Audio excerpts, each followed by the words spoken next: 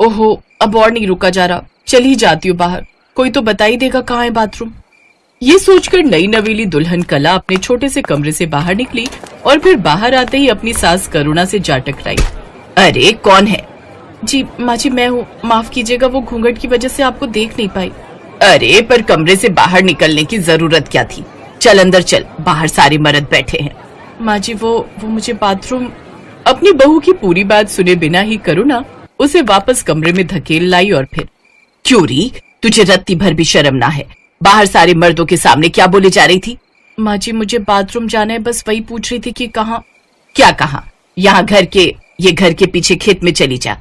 वैसे तो यहाँ सारी औरतें दिन छिपे ही जाती हैं, लेकिन अब तुझ में सब्र ही नहीं तो चली जा भी, पर याद रहे घूंघट जरा भी ऊपर नहीं होना चाहिए। माँ जी पर खेत में? हाँ तो घर के आंगन में जाएगी क्या?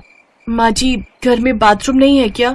छी छी छी छी, घर के अंदर ये सब करने की गंदी आदत तुम शहरी लोगों की होगी, पर यहाँ गांव में हम बहुत साफ सफाई से रहते हैं, समझी? ये कहकर करुणा वहां से चली गई और फिर कला बड़ी हिम्मत करके घर के पीछे के रास्ते से खेत की तरफ गई। उस दिन तो किसी तरह कला ने काम चला लिया, लेकिन फिर अगले दिन, सुनो जी, यहाँ हमें गांव में कितने दिन रहना होगा? अरे कल ही तो आई हो, मुझे लगा था कि तुम्हें गांव पसंद आएगा। अब गांव तो अच्छा है, पर यहाँ की कुछ चीजें ठीक नहीं है।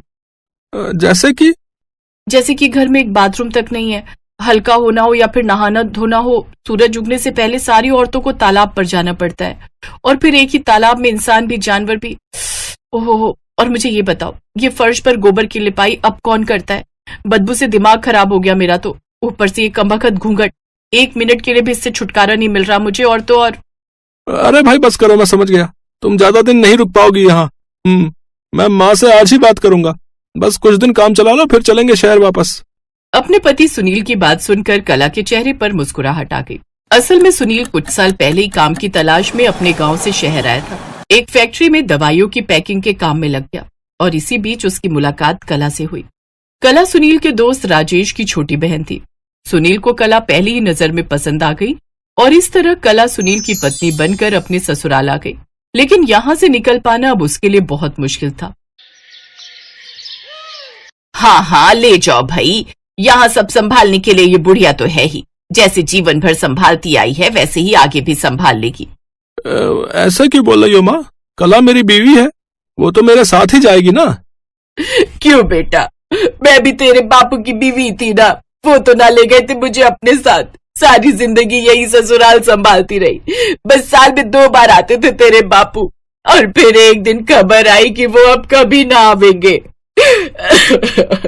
पर फिर भी ना तुझे छोड़ा ना अपना ससुराल और ना यहाँ की जिम्मेदारी। अब पूरे कुनबे में तेरे बापू थे सबसे बड़े, आज भी हर त्योहार का पहला पकवान इसी घर के चूल्हे पर पकता है। सोचा था बहू आ जाएगी तो थोड़ा आराम मिल जाएगा, पर नहीं, मेरे नसीब में कोई सुख कहा। नहीं माँ, ऐसा मत कहो, मैं कला से बात करता हूँ। दरवाजे की ओट में खड़ी कला पहले ही सब कुछ सुन चुकी थी और ये भी समझ चुकी थी कि फिलहाल उसे ससुराल में ही रहना होगा। उसने सुनील से कोई बहस नहीं की और उसे अकेले ही शहर जाने दिया। बहू, शाम को मोहन चाचा और उनका पूरा परिवार आएगा, हमारी थोड़ी लाज रख लेना उनके सामने। ये जो घड़ी घड़ी घूंघट सिर से सरक जाता है ना, उसे थोड़ा संभाल लेना। और हाँ, शाम को जरा बढ़िया से खाना बनाना और मीठे में हलवा जरूर बनेगा। करुणा अपने आदेश सुनाकर चली गई और बेचारी कला दिन का काम निपटाकर फौरन ही रात की तैयारी में जुट गई। चूल्हे पर इतने सारे लोगों के लिए रोटियां सेकते सेकते उसकी हालत खराब हो गई और मजाल है जो करुणा ने उसका जरा भी हाथ बटाया हो, लेकिन उसके घूंघट और चलने के ढंग को लेकर काफी टोका टाकी में उसने कोई कंजूसी नहीं की। अरे जरा धीरे धीरे चल बहू, क्या कहेंगे सब, और ये रोटियां थोड़ी पतली बेल। कला को समझ आ गया था कि वो लाख कोशिश करके भी करुणा को खुश नहीं कर सकती, इसलिए धीरे धीरे उसने भी हाथ पैर डाल दिए। वो करुणा से बहस तो नहीं करती थी, लेकिन अब काम उतना ही करती थी जितना उसके बस में था। और फिर एक दिन, माँ इस बार हफ्ते भर की छुट्टी लेकर आया हूँ। अच्छा है, बीवी कहेगी तो मिल ही जाएगी इतनी छुट्टी, माँ के कहे से तो 3 दिन भी नहीं रुका कभी। ओहो माँ, ऐसी बात नहीं है, असल में इस बार ठीक ठाक पैसा जोड़ के लाया हूँ, तो सोच रहा हूँ कि पूरे घर में फर्श पड़वा देता हूँ और आंगन के बाहर एक छोटा सा बाथरूम भी। ना, कोई जरूरत नहीं है, ये सब फालतू खर्चे हैं। यहाँ सब ठीक है? नहीं माँ, ये सब जरूरी है। हाँ हाँ, तेरी बीवी ने कहा है तो जरूरी ही होगा ना। अगर तुम्हें ऐसा लगता है तो ऐसा ही सही, पर मैं जो कुछ सोच कर आया हूँ वो सब तो करवा के ही जाऊंगा। हाँ। करुणा लाख कोशिश करके भी सुनील को कला से दूर नहीं कर पा रही थी, और तो और उसकी मर्जी के खिलाफ जाकर सुनील ने अपने घर में फर्श भी पड़वाया और घर के बाहर एक छोटा सा बाथरूम भी बनवाया। ये सब हो जाने से कला को काफी आराम हो गया, और असल में तो ये सब करुणा को भी अच्छा लग रहा था, क्योंकि आसपास के लोग उसके घर की और उसके बेटे सुनील की खूब तारीफ जो करने लगे थे। फिर कुछ महीनों के बाद, अब तू आ गया बेटा, अब आजा, आज मैंने तेरे लिए अपने हाथों से खाना बनाया है। बहुत बहुत धन्यवाद माँ। कला, ये पैसे रख लो, इस बार छत की मरम्मत और पुताई का काम करवाना है। जी ठीक है। ए रुक जरा, तू कहाँ लेकर जा रही है पैसे? सुनील, ऐसे संस्कार तो नहीं दिए थे मैंने तुझे। माँ के रहते अपनी बीवी के हाथों में अपनी कमाई दे रहा है, तुझे शर्म नहीं आई ऐसा करते हुए? नहीं माँ, बिल्कुल शर्म नहीं आई, क्योंकि ये मेरे अकेले की कमाई नहीं है, इसमें कला की भी कमाई शामिल है, जो मेरे साथ वो भी इस घर पर खर्च कर रही है। हैं? क्या बोल रहा है? ये कब से मतलब कि ये कहाँ से कमाने लगी? ये तो सारा दिन तुम्हारे सामने घर के काम करती है, और फिर रात को जब तुम सो जाती हो तब उन कपड़ों की सिलाई का काम करती है, जो मैं इसे हर बार ला कर दे जाता हूँ। और जानती हो माँ, अपनी कमाई का एक भी रुपया इसने आज तक खुद पर खर्च नहीं किया। मुझसे कहती रही कि मैं खुद से पहले अपने ससुराल को बेहतर बनाना चाहती हूँ। सुनील की बात सुनकर करुणा को बड़ी शर्मिंदगी महसूस हुई। वो फौरन कला के सामने हाथ जोड़ते हुए बोली, मुझे माफ कर दे बेटी, मैं तुझे हमेशा खरी खोटी सुनाती रही, और तू सब कुछ सहकर भी इस सड़े गले ससुराल को संवारती रही। लेकिन अब बस मैं भी अपनी सड़ी गली सोच को बदलूंगी। आज से तू कभी किसी के सामने घूंघट नहीं करेगी और अपने पति के साथ शहर में जाकर रहेगी अपने हिसाब से। नहीं माँ जी, ना तो अब मेरा ससुराल पहले जैसा है और ना ही आप, तो मैं यहाँ से जाना क्यों चाहूंगी? हाँ माँ, अब कोई कहीं नहीं जाएगा। अब से मैं हर हफ्ते शहर जाकर ऑर्डर पर कपड़े लेकर आऊंगा, जिन्हें सिलने के काम में हम दोनों कला की मदद करेंगे। मैंने पूरा हिसाब लगा लिया है, ऐसे हम ज्यादा कमाई भी कर सकेंगे और हमेशा साथ में भी रह सकेंगे। हाँ। तो इस तरह कला ने अपनी मेहनत और सही सोच से अपनी किस्मत बदली, और उसका सड़ा गला ससुराल उसका खुशियों से भरा संसार बन गया।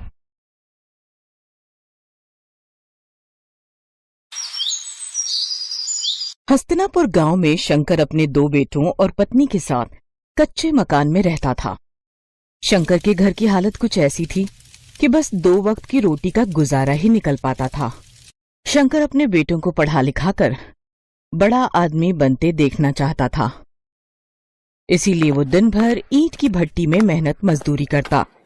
उसका बड़ा बेटा अरुण जैसे ही अपनी पढ़ाई पूरी करता है तो वो अपने पिता से कहता है, पिताजी, अब मेरी पढ़ाई पूरी हो गई, तो अब कल से मैं भी आपके साथ काम पर चलूंगा। अरे ये तू कैसी बात कर रहा है अरुण? इतने सालों तक खुद को ईंट की भट्टी में जलाकर मैंने तुझे इसलिए नहीं पढ़ाया लिखाया कि तू भी मुझ जैसा काम करे। अरे मैं तो चाहता हूँ कि तू पढ़ लिख कर कोई बड़ी नौकरी करे, 2 पैसे कमाने के लिए मेरी तरह मजदूरी ना करे। और तू नौकरी के लिए शहर जाने वाला था ना, फिर क्या हुआ?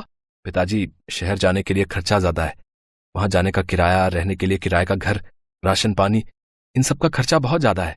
जब तक नौकरी नहीं लग जाती तब तक इन सब के लिए हम गरीब इतने पैसे कहाँ से लाएंगे?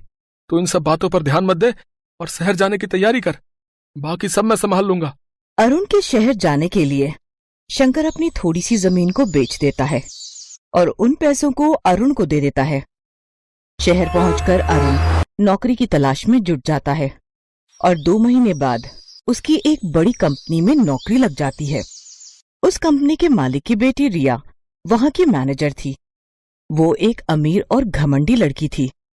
अरुण का लंबा चौड़ा कद और गोरा रंग देखकर रिया उसकी दीवानी हो जाती है। ओहो वाओ, ये तो बिल्कुल मेरे टाइप का है, टॉल एंड हैंडसम। रिया उसके पास जाती है और बोलती है, हाय हैंडसम, न्यू ज्वाइनिंग, एम आई राइट? जी, आज मेरी ज्वाइनिंग है। क्या आप मुझे बता सकती हैं मैनेजर जी का कैबिन कहाँ है? मैं ही इस कंपनी के मैनेजर हूँ और ये कंपनी मेरे डैड की है। लेट्स गो, मैं तुम्हें तुम्हारा काम समझा देती हूँ। कुछ दिनों में दोनों में अच्छी दोस्ती हो जाती है और दोनों एक दूसरे के करीब आ जाते हैं। रिया को अरुण से प्यार हो जाता है। अरुण भी रिया को चाहने लगा था, लेकिन अपनी गरीबी के कारण वो चुप रहा। लेकिन आखिरकार एक रोज रिया अरुण को प्रपोज कर देती है। अरुण, आई लव यू और मैं तुमसे शादी करना चाहती हूँ। रिया, मैं भी तुमसे प्यार करता हूँ, लेकिन मैं एक गरीब हूँ और तुम अमीर खानदान से हो। तुम दोनों के बीच जमीन आसमान का फर्क है। ये सब मुझे नहीं पता। मैं सिर्फ इतना जानती हूँ कि मैं तुमसे प्यार करती हूँ और तुम्हारे साथ गरीबी में भी रह लूंगी। रिया अपने घर वालों से बात करती है, लेकिन रिया के पेरेंट्स इस शादी के खिलाफ थे, जिसके चलते रिया उनसे बगावत करके अरुण से शादी करके उसके घर, उसके गांव आ जाती है। भैया, ये आप शहर से किसे ले आए हैं? माँ, पिताजी, मुझे माफ कर देना, लेकिन ये आपकी बहू रिया है। हम दोनों एक दूसरे से प्यार करते हैं, इसलिए हमने शादी कर ली। अरुण की खुशी के लिए उसके गरीब परिवार वाले रिया को अपना लेते हैं। इसके बाद वो दोनों अपने कमरे में जाने लगते हैं तो राहुल उनका दरवाजा रोकते हुए कहता है, भाभी, मुझे पहले पैसे दो, तभी अंदर जाने दूंगा मैं। हाँ, उफ, दिखा दी ना आखिर अपनी गरीबी वाली आदत। अमीर लड़की देखी नहीं कि पैसे मांगना शुरू। एक तो वैसे ही मैं इतनी थकी हुई हूँ, ऊपर से ये दरवाजा रोक कर खड़ा हो गया। तुम गलत समझ रही हो रिया, ये तो बस एक रस्म निभा रहा है और उसी का नेक तुमसे मांग रहा है। रिया उसको पैसे देकर कमरे में जाती है तो अरुण कहता है, तुम बैठो, मैं फ्रेश होकर आता हूँ। भाभी, ये रहा आपका कमरा। ओह गॉड, मैं यहाँ रहूंगी? इस कमरे की हालत तो झुग्गी झोपड़ी से भी गई गुजरी है। इससे अच्छे घरों में तो मेरे घर के नौकर ही रहते थे। यहाँ ना तो कोई इंटीरियर है, ना ही कोई लुक। ऊपर से ये खटारा पंखा पता नहीं बाबा आदम के जमाने का लगता है। पता नहीं तुम सब इतनी गर्मी और गरीबी में कैसे एडजस्ट करते हो। वो अपने देवर को गरीबी के ताने दे रही होती है कि तभी वहां अरुण आ जाता है तो वो चुप हो जाती है। अगले दिन रिया नहा धोकर आती है तो उसकी सास उससे कहती है, नहा गई बहू, चल आज तेरी पहली रसोई है तो अब जल्दी से कुछ मीठा बना दे। रिया किचन में जाती है तो वहाँ मिट्टी का चूल्हा जल रहा होता है और खाना बनाने के लिए कुछ बर्तन थे। हे भगवान, ये किचन देखकर तो मुझे ऐसा लग रहा है जैसे मेरा ससुराल हड़प्पा संस्कृति में जी रहा है। रिया गुस्से में हलवा बनाती है और अपने ससुराल वालों को खाने के लिए देती है। ऐसे ही कुछ दिन बीत जाते हैं। गांव में ही एक कंपनी खुलती है जहां अरुण नौकरी पर लग जाता है। अरुण जब घर पर नहीं होता तो रिया अपने ससुराल वालों को गरीबी के खूब ताने देती। एक रोज जब उसकी सास पूजा करने बैठती है तो रिया उस पर चिल्लाते हुए कहती है, सासू माँ, आपको पूजा के लिए यही टाइम मिलता है क्या?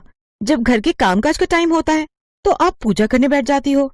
ये सब ढोंग बाद में करना, और ये लो अभी ये सब्जी काटो। और पिताजी, आप निकम्मों की तरह पड़े हो, ये नहीं कि बाजार जाके सब्जी ही ले आऊं। और राहुल, तू जाकर पानी भर ला। पढ़ने का ड्रामा ना कर, बाद में करियो।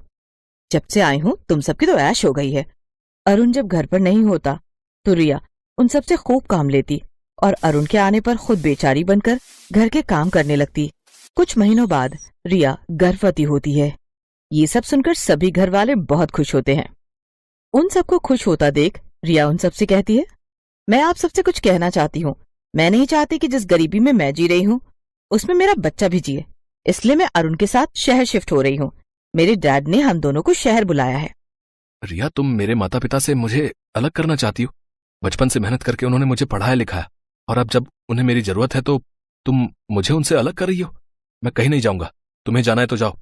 तो फिर सड़ते रहो तुम यहीं, मैं तो चली। रिया अपना सूटकेस उठाकर जाने लगती है। तभी रिया की सास उससे कहती है, ठहर बहू, अरुण भी तेरे साथ जाएगा। चला जा बेटा, नहीं तो दुनिया वाले कहेंगे कि हमने तेरा घर तोड़ दिया।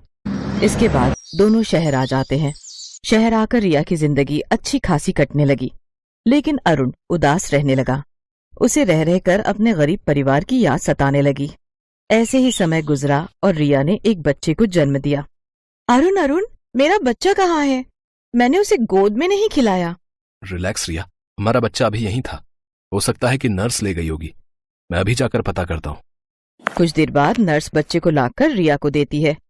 अपने बच्चे को गोद में लेकर रिया बहुत रोती है, जिसके बाद उसे एहसास होता है और वो सोचती है, कुछ देर के लिए भी मैं अपने बच्चे को खुद से दूर बर्दाश्त नहीं कर पाई तो अरुण के माता पिता उसके बिना कैसे रहते होंगे। तभी अरुण वहां आ जाता है तो रिया रोते हुए उससे माफी मांगती है और कहती है, अरुण, मुझे माफ कर दो। मुझे अपनी गलती का एहसास हो गया है। अब मुझे मेरे घर, मेरे ससुराल ले चलो अरुण। उसके बाद रिया अपने बेटे को लेकर ससुराल आती है और सबसे अपने किए की माफी मांगती है। सासू माँ, पिताजी, राहुल, मुझे माफ कर दो। मैं एक अच्छी बहू नहीं बन पाई अपने सुख के लिए। मैंने आपको आपके बेटे से अलग कर दिया, लेकिन माँ बनके मुझे एहसास हुआ कि अपनों से दूर रहने के बाद कैसा लगता है। मेरा बच्चा अब इसी घर में खेलेगा जहाँ वो अपने दादाजी के कंधों पर बैठकर पूरे गांव में घूमेगा और अपनी दादी से खूब लाड पाएगा और चाचू के साथ खूब खेलेगा। मैं जानती थी बहू कि एक दिन तुझे अपनी गलती का एहसास जरूर होगा। जो भी हुआ उसे हम सब ने भुला दिया और तू भी भूल जा और अपनी जिंदगी की नई शुरुआत कर। इसके बाद रिया अपने ससुराल वालों के साथ बड़े ही प्यार से रहने लगती है और वहाँ के हर तौर तरीके सीख जाती है।